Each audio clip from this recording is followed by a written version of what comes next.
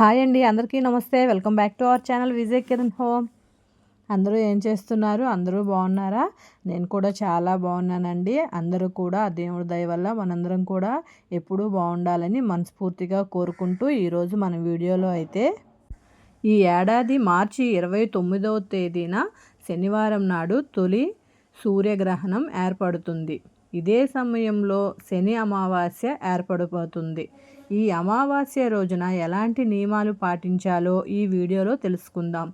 వీడియోకి ముందుగా ఒక లైక్ కొట్టి మన ఛానల్ని సబ్స్క్రైబ్ చేసుకోండి.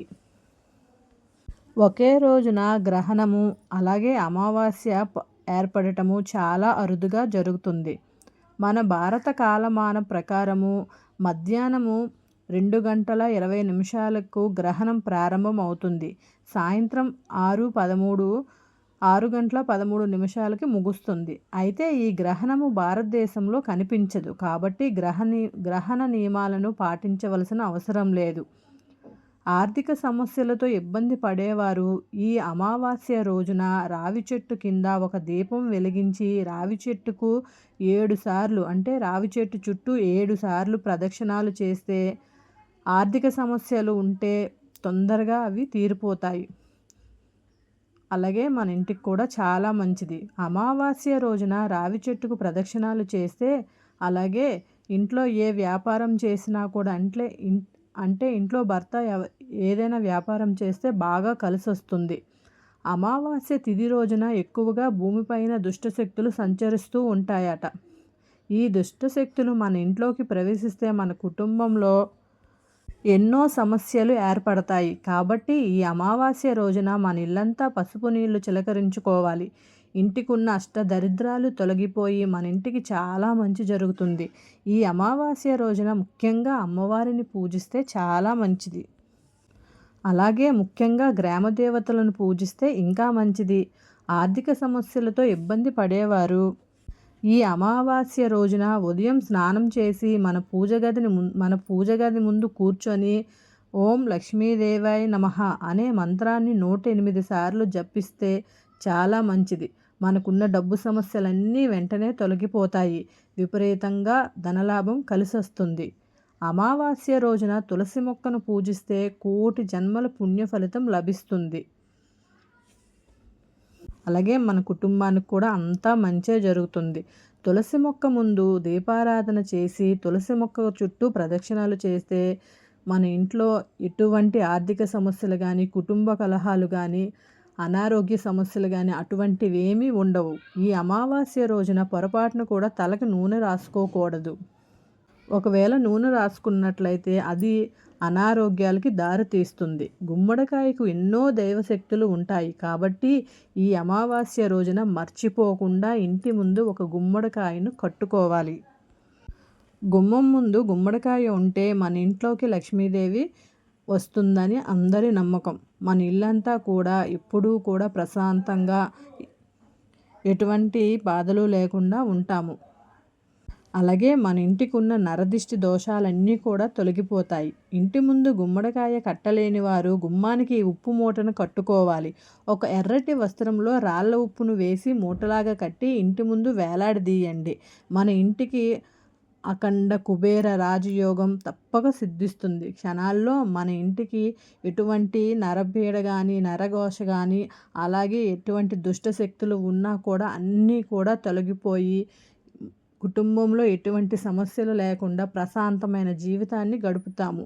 ఈ అమావాస్య రోజున ప్రతి ఒక్కరూ ఖచ్చితంగా దిష్టి తీసుకోవాలి. అమావాస్య రోజున దిష్టి తీసుకుంటే చాలా మంచిది. ఇంట్లో ఉన్న ప్రతి ఒక్కరూ ఉప్పుతో దిష్టి తీసుకోవాలి. అమావాస్య రోజున దిష్టి తీసుకుంటే మనకి ఎలాంటి కష్టాలు లేకుండా మన జాతకంకి ఎటువంటి దోషాలున్నా కూడా అన్నీ తొలగిపోయి చాలా చక్కగా జీవిస్తారు. అమావాస్య రోజున ప్రతి ఒక్కరూ తలస్నానం చేయాలి. అమావాస్య నాడు తలస్నానం చేయకపోతే మనకి పట్టిన దరిద్రాలన్నీ వదలకుండా వెంటాడుతూనే ఉంటాయి. ముఖ్యంగా అమావాస్య రోజు రాత్రి సమయంలో ఇంటి గుమ్మం ముందు ముగ్గులు అస్సలు వేయకూడదు. రాత్రి సమయంలో వేసే ముగ్గులు మన ఇంట్లోకి దుష్టశక్తులను ఆకర్షిస్తాయట. మన ఇంట్లోకి చెడు శక్తులు అడుగు పెడతాయి. మరీ ముఖ్యంగా ఈ శని అమావాస్య రోజున ఎడమకాలికి నల్లదారాన్ని కట్టుకోవాలి. నరదోషాలన్నీ తొలగిపోతాయి. మంచి ఆరోగ్యం లభిస్తుంది. అమావాస్య రోజున ఎట్టి పరిస్థితుల్లో మధ్యాహ్న సమయంలో నిద్రపోకూడదు. లేదంటే మన ఇల్లంతా మనం ఒకవేళ పడుకున్నట్లయితే మన ఇంట్లో ఏవో ఒక సమస్యలు ఏర్పడతాయి. అమావాస్య రోజున మాంసాహారాన్ని అసలే తినకూడదు. జీవితంలో ఏమీ లేని స్థాయి నుండి గొప్ప స్థాయికి ఎదగాలనుకునేవారు ఈ అమావాస్య రోజున గోమాతను పూజించండి. గోమాతను పూజిస్తే చాలా మంచిది. ముక్కోటి దేవతల అనుగ్రహం మనపై ఉంటుంది. అమావాస్య రోజున గోవును పూజిస్తే జీవితంలో ఉన్నత స్థాయికి తప్పకుండా ఎదుగుతారు. అలాగే ఈ అమావాస్య రోజున ఒక గాజు గిన్నెలో నిండుగా ఉప్పు వేసి మన ఇంటి ఈశాన్య మూలన పెట్టుకోవాలి. అమావాస్య పూర్తయిన తర్వాత అంటే మరుసటి రోజున ఈ ఉప్పుని తీసి ఎవరూ తొక్కని ప్రదేశంలో పడేయండి. అమావాస్య రోజున ఈ పరిహారాన్ని చేస్తే మన ఇంట్లో ఉన్న దరిద్ర దేవత బయటకు వెళ్ళిపోయి మన ఇంట్లోకి ధనలక్ష్మి అడుగు పెడుతుంది. అమావాస్య నాడు గడ్డం తీసుకోవడము, జుట్టు కత్తిరించడము, గోళ్ళు కత్తిరించడము వంటి పనులు అస్సలు చేయకూడదు. అలాగే అమావాస్య రోజున ఎట్టి పరిస్థితుల్లో నూతన వస్త్రాలు ధరించకూడదు. అలాగే కొత్త పనులను ప్రారంభించకూడదు. ముఖ్యంగా ఈ అమావాస్య నాడు ఇంటి గుమ్మానికి రావి ఆకులను కట్టుకుంటే మన ఇంటికి ఉన్న గ్రహపీడలన్నీ తొలగిపోతాయి. అలాగే ఆర్థిక పరంగా మనం ఎటువంటి ఇబ్బందులు ఉన్నా కూడా అవన్నీ తొలగిపోయి మన ఇంటికి బాగా కలిసి వస్తుంది. బీరువాను లక్ష్మీదేవి స్వరూపంగా భావిస్తారు కాబట్టి ఈ అమావాస్య రోజున బీరువాను శుభ్రం చేసుకొని బీరువాకు కుంకుమ బొట్లు పెట్టుకోవాలి. మన ఇంటిపై లక్ష్మీ కటాక్షం తప్పకుండా సిద్ధిస్తుంది. అమావాస్య రోజున పొరపాటును కూడా గోధుమలు, బియ్యము అలాగే చీపురును కొనకూడదు. వీటి వల్ల మన కుటుంబానికి కీడు సంభవిస్తుంది. అమావాస్య రోజున దేవుని పటాలను శుభ్రం చేయకూడదు. ఎవరైతే అప్పుల సమస్యతో ఇబ్బంది పడుతున్నారో అలాంటి వారు ఈ అమావాస్య రోజున మన బీరువాలో ఒక ఎరుపు రంగు వస్త్రాన్ని పెట్టుకోవాలి. అమావాస్య రోజున ఇలా చేస్తే క్రమంగా అప్పుల సమస్యలన్నీ తొలగిపోతాయి. అమావాస్య రోజున ఎవరితోనూ అబద్ధం చెప్పకూడదు. అమావాస్య నాడు భార్యాభర్తలు దూరంగా ఉండాలి. ముఖ్యంగా ఈ అమావాస్య రోజున నవగ్రహాల చుట్టూ ప్రదక్షిణాలు చేసి శనిదేవుని ముందు దీపారాధన చేస్తే ఏలినాటి శని దోషాలన్నీ తొలగిపోతాయి. అనుకోకుండా అదృష్టం కూడా కలిసి వస్తుంది. జీవితంలో ఎటువంటి సమస్యలు ఏర్పడకుండా ఎప్పుడూ కూడా అందమైన ప్రశాంతమైన జీవితాన్ని గడుపుతారు. ఈ అమావాస్య రోజున మన శక్తి సామర్థ్యాల మేరకు పేదలకు నల్ల నువ్వులు, దుప్పట్లు, నల్ల బట్టలను దానం చేయాలి. ఈ రోజున చేసే దానాలకు విశేషమైన పుణ్య ఫలితం లభిస్తుంది. అమావాస్య రోజున పవిత్ర నదుల్లో స్నానం చేయడము, పూర్వీకులకు తర్పణం ఇవ్వడము, పిండ ప్రదానాలు చేయడము వలన మన పూర్వీకులు సంతోషిస్తారని, అలాగే మన ఇంటిపై పూర్వీకుల అనుగ్రహం ఉంటుందని నమ్మకం.